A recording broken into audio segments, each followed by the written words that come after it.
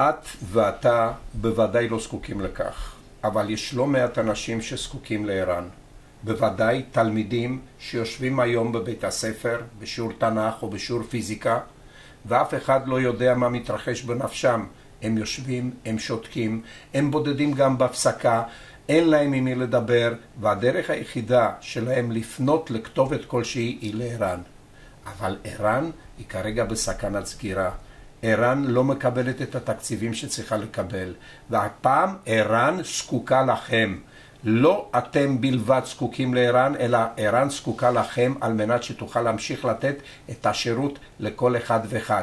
והילדים שנמצאים היום בבית הספר, אם לא יקבלו את העזרה, לא יקבלו את ההדרכה, לא יקבלו את קו הטלפון שאליו הם יכולים להתקשר על מנת לקבל עזרה, עלולים להיפגע פגיעה שלא ניתנת אחר כך לתיקון, יהיה מאוחר מדי. לכן היום ער"ן נמצא בידי כל אחד ואחד מאיתנו, ועלינו להירתם על מנת לעזור לער"ן. זה למעשה משימה חשובה ביותר שאנחנו יכולים לקחת בה חלק. אסור לסגור את ער"ן.